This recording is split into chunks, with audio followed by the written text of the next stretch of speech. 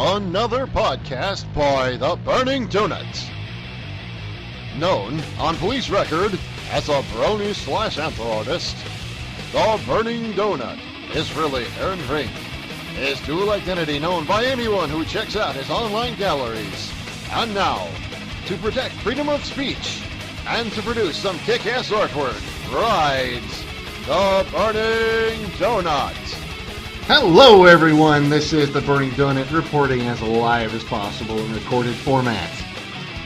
I am reporting live from the beautiful Dog vs. Zombie Studios located in Redmond, Oregon. Okay, so the thing I wanted to talk about right now is the Brony fandom and white knighting, and the way that I have been kicked in the balls on multiple occasions by the Brony fandom. So the first thing I want to discuss, and a lot of people who have been following me and listened to my last recording know that I had a chance to be on in the spotlight with Osaka Jack on Everfree Network. The reason that I was not put on the show was because he looked at my gallery and refused to promote someone who had R34 in their gallery. Now, on its face, I understand that a lot of people, they don't quite understand why that's offensive to me. Like, they don't understand why I hear that, and I kind of get a little pissed off. So, let's go back to, the great 2010 when the series was, when the MLP series was just starting, okay? Let's see here. In 2010, I was actually at a furry convention. Yes. Okay, first off, I should probably point out that I am an artist in perhaps two of the most contradicting fandoms that exist. I am a furry artist and a brony artist. Which, the reason this is so contracting is that if you don't have porn in the furry fandom, you get ignored. And if you have porn in the brony fandom, you get ignored. So, yeah. Anyway, in 2010, I got the grand idea to attempt to paint skateboards and try to sell them. And at first, it was simply the idea of, attempting to, have like a slightly more valuable print or something like that. So I was randomly painting. I started off painting like a Walmart skateboard or two. And I decided, since I was going to a furry convention, I would bring a couple with me. So I rushed to get like 3 of them done, and one of them had an anthropomorphic rarity on it. Now, the funny thing is this sold so fast. It was ironically the cheapest skateboard I had, and it sold the fastest. It was like, and it was bought by, I don't mean to be a name dropper here, but it was bought by a certain musical artist named Mike the Microphone. I'm just saying, I'm not name dropping at all or anything here. And the funny thing is basically everyone who, and this was before the word brony was really a thing. It was kind of being thrown around every so often, and the My Little Pony fandom was basically just considered one of the things you were into if you were either into cartoons or furry. Now, at the convention, everybody was like, oh my god, you have to make another board. You have to make one with Derpy on it. So I was like, okay, fine, sure, okay. I went home, and everyone thought it was a fantastic idea. Everyone loved the idea. I went home, busted out the paint, made a derpy board as fast as I possibly could. And almost within the next month, something funny started to happen. As the word brony was thrown around more and more, it literally began to separate from the furry fandom, which was okay, which was cool. I have no problem with this.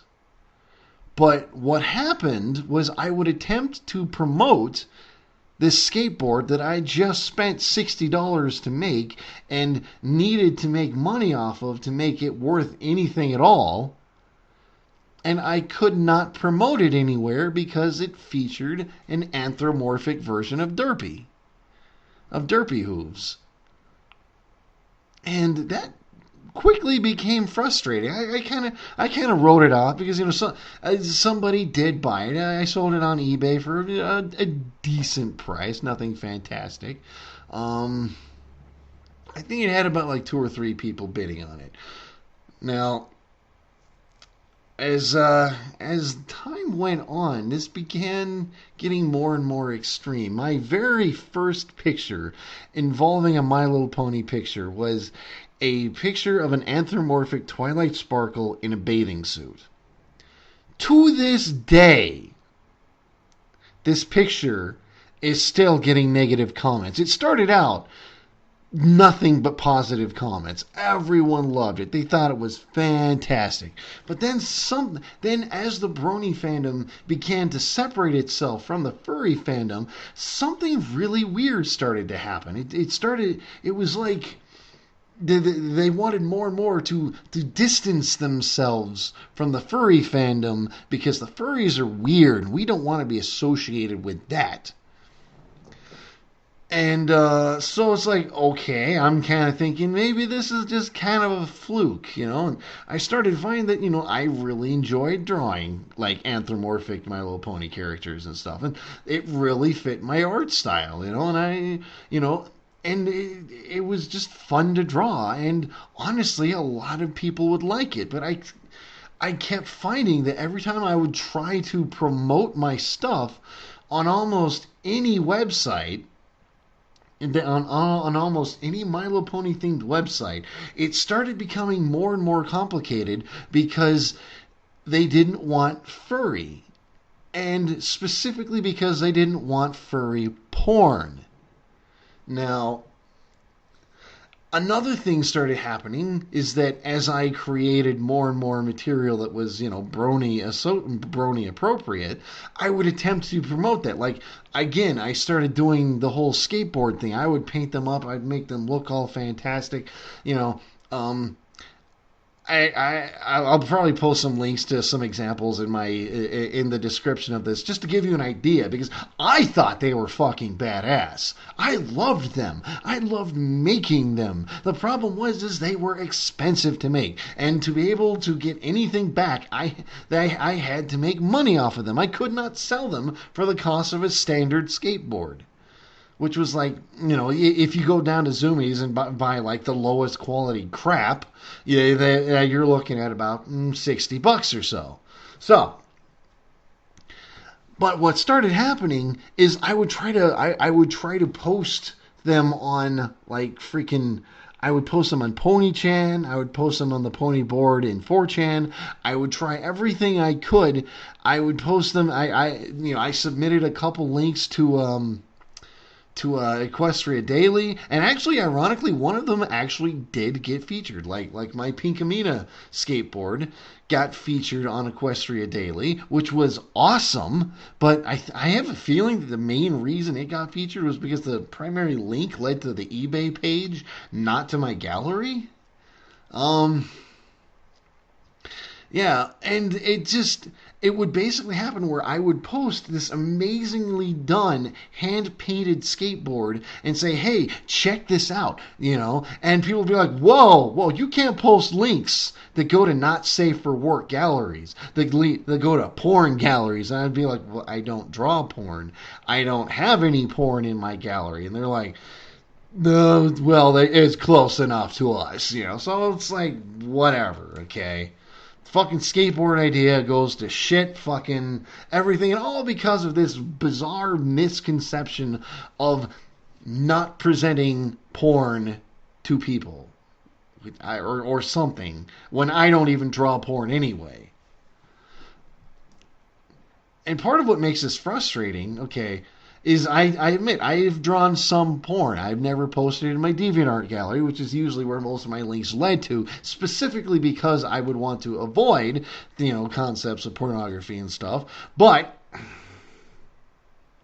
it was enough that it scared people away. So recently, I tried to post a picture of an anthropomorphic Luna that I drew, of an anthropomorphic Princess Luna that I drew. It was a younger Princess Luna, so, you know. I tried to post it on the My Little Pony subreddit. And as far as I'm concerned, it was a rated PG picture. It basically featured Princess Luna in, I guess, kind of a workout outfit. So, yeah, it's understandable. I mean, the concept of it wasn't perfect, and I'm not going to lie, but the funny thing was, what I was not expecting was the sheer amount of kickback I got for this. It was basically, I got so much hate for this because, let's see here, let's see if I can actually find. Anyway, I got a response from a guy on it, and the guy basically said that it's a good drawing, but I feel she's dressed a little slutty for this subreddit. And it's like I heard that, and I was like, wait, dressed a little slutty? So basically what this guy was saying is that we live in this culture of open sexuality where people are basically allowed to do whatever they want, but should a woman not even be naked, but appear in something maybe slightly small, as far as he was concerned, his answer, I mean, as far as he was concerned, they were dressed as a slut. His words, his exact words. And I called him on this. I'm like, so what? Are you saying that we should be like the Muslim culture and support women walking around in full burqas just so that people wouldn't accidentally be slightly excited or titillated by some it's slight exposure of female skin? And to be honest, what scares me the most about this, his response was yes. He fully supported the idea of women walking around in full burqas just so that they would not have to be submitted to the lustful desires of men. It's like, wow. Really? Ugh. So, fast forward a couple months, the whole Osaka Jack thing happens, and I have to admit, I was half expecting, basically, I was expecting to be ignored. I was expecting someone who was actually famous to not even bother, turning his nose in the direction of us little people trying to promote ourselves within the fandom. And he responded, which is cool. The problem is he responded in the exact way that, I don't know. Again, this entire white knighting concept, the whole we don't want to promote porn within our gallery, so we're just gonna, But the thing is, I don't have porn in my DeviantArt gallery. None. And even just to be sure, I even went back and I literally deleted even images that might have had something censored. And ironically, people liked my censored images because they thought they were funny. Because I censored it, I censored them in funny ways. And that was still too much. It was just, and the thing is, so I started like looking through my gallery and started trying to like figure out what the percentage was of adult versus regular artwork. And it was basically one picture out of every 10 had an adult theme. Maybe an exposed nipple or something, but ultimately 1 out of 10 images was of questionable content. And I'm not saying porn, I'm saying questionable content. In other words, it might not fall within the concept of being a fully PG concept within the picture. And a lot of times this falls on the fact that, again, they're anthropomorphic. So the entire brony fandom that is trying to promote itself as this morally upstanding fandom essentially will not promote something that they perceive, and that right there is the important thing, that they perceive as porn. As if their minds are so stuck in the Stone Age that we live in an era where, we don't live in the 1940s anymore, where men went off to the workplace and women stayed home and took care of the kids and people went to church on a daily basis, and a pinup is still considered pornography. Oh, no. We live in the 21st century where men and women go out and have jobs independently, where people live and do things in ways that, honestly, if people were in the 40s were to have seen, they would be like, what the fuck?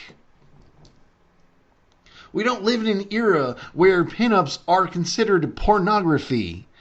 We live in an era that fully understands that pinups are basically a form of artistic expression and not objectification. But bronies, they don't get that. They don't understand. And this gets me to the other part of the problem, is the bronies are white knighting so hard. They are white knighting to the extent that they are making it almost impossible for artists to make it in their own fandom. That basically, unless you are a 100% rated G artist who, basically draws non-violent, any type of, you cannot draw any form of sexuality, unless, of course, which, don't even get me started on the whole anthropomorphic versus non-anthropomorphic porn. Oh God. What was I saying? All right. Well, they're white knighting so bad. Unless you are creating artwork that is 100% clean, that is only specifically drawn of the main 6, or perhaps a bona fide version of something that is currently popular, honestly, you will get ignored and no one will talk to you. You cannot promote your stuff on any gallery, and it becomes very hard to even attempt to break into the brony fandom. Like, I have been trying for years to somehow be more active in the brony fandom. Do something with conventions. Do something with Everfree Network. Do something with something. But I can't. Because they hold on to this archaic concept of pornography, and they don't understand the difference between a pinup and pornography. And I haven't even gone in. Like, honestly, it's been almost 20 minutes now. And honestly, I wanted to go into the perception. Like when I started drawing My Little Pony characters and anthropomorphic My Little Pony characters, I would sometimes draw. I would sometimes make photoshopping videos, and anyone who knows my YouTube channel knows I have a few photoshopping videos up there. Two of the most popular is one of my creation of that picture of Twilight, of the anthropomorphic Twilight in the bathing suit, and the other is a picture of an anthropomorphic Pinkie Pie grabbing Twilight's boobs. Now, these are not pornographic images. These are pinups. These are even the one. Now, admittedly, I would not post the one with Pinkie Pie grabbing Twilight's boobs in a rated G gallery, but it is not, and I accentuate, not pornography. Not. And it baffles my mind that anyone outside of a super conservative soccer mom would look at that and be like, oh, that is porn. We have to stop it. And the only thing I can even think of that people are still holding on to this concept is because they want to prove to the entire world that they are somehow the perfect fandom. That it's like, oh, well, we're the good fandom. We don't have any pornography like those weird anime fans or those weird furries. We are the one fandom that is so child-friendly that your kid can go anywhere that has to do with bronies and not be exposed to the unacceptable horror of boobs. And it's just... Alright, in closing, part of the reason I find this argument so frustrating, I mean, just so absolutely stupid, two of my favorite artists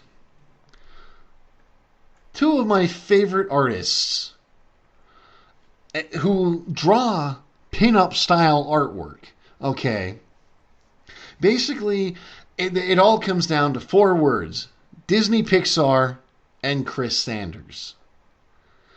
Who is Chris Sanders, you ask? Oh, I don't know. Let's find out. Chris Sanders, born 1962, American animation director, illustrator, best known for co-writing and co-directing Disney animated feature Lilo and Stitch and DreamWorks' How to Train Your Dragon. Not only that, he's also worked on The Croods, which are three rated G animated features. Okay? And animated features rated G. Yet if you ever look at this guy's gallery, he has pin-ups. And some of them have boobs. Oh my God! What are we doing? This guy is exposing our children to horrors! Oh, God!